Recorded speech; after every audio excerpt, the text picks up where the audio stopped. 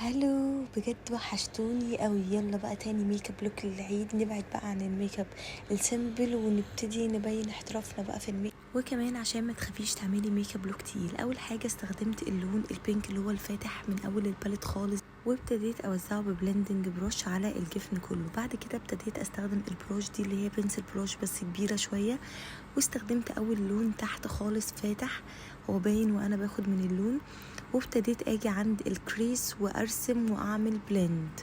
فابتدي اعمل زي كات كريز، وبعد كده ابتديت اعمل بلند كتير قوي للون، واستخدمت اللون الكافيه اللي هو برضو من باليت هدى بيوتي، وابتديت احط في نفس المكان الكريس اللي انا بعمل فيه. انا ولا بطلع ولا بنزل، انا كل ده شغالة على نفس الخط. وبعد كده جبت بلندنج بروش اكبر شوية ما فيهاش اي لون، وببتدي ادمج الاطراف مع بعض بالشكل ده. انا بس بدمج الاطراف، وببتدي ارجع تاني بنفس البنسل اتقل اللون.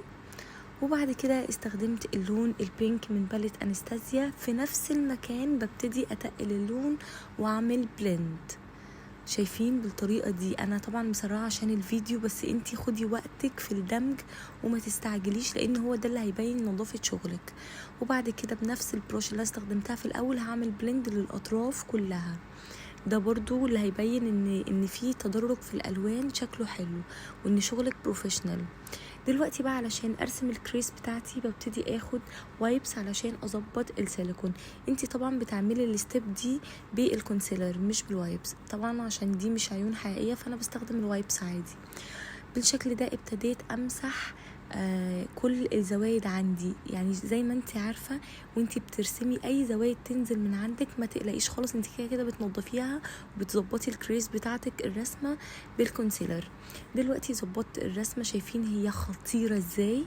ابتديت بقى اعمل ميكس ما بين اللون الكشميري اللي تحت واللون البينك اللي فوق، وحطيته على الجفن كله بالشكل ده. اول حاجه حطيت اللون بصوابعي بيبقى البيجمنت بتاعه حلو قوي.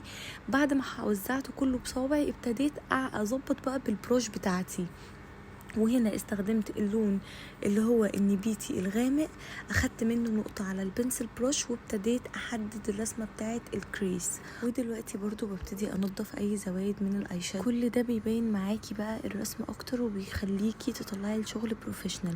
ابتديت اخد بروش بتاعت حواجب، وابتديت اخد اغمق لون اللي هو النبيتي اللي انا حددت بيه الكريس، وعملت زي ايلاينر بسيط مموه بيبقى شكله حلو قوي، وكمان بيسحب العين وبيدي الرسمة شكل خطير.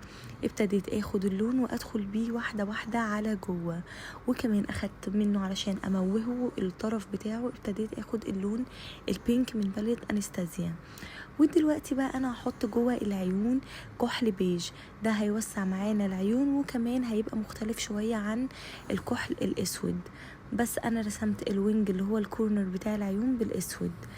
نفس الكلام دلوقتي بقى علشان اوسع العيون اكتر، ابتديت اخد بنسل بروش وباللون الغامق اللي هو النبيتي الغامق ده او العنابي، ببتدي ارسم خط واموهه تحت لون الكحل البيج اللي انا حطيته.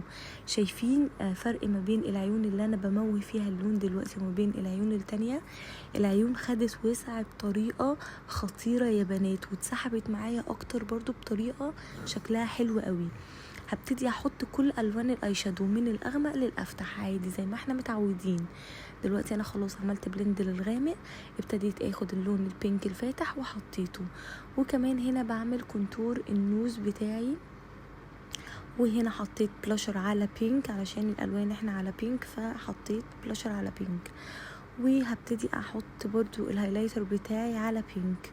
وبس كده ده يكون الفاينل لوك. يا رب يكون الميك اب عجبكم، يا رب تكونوا استفدتوا واستمتعتوا.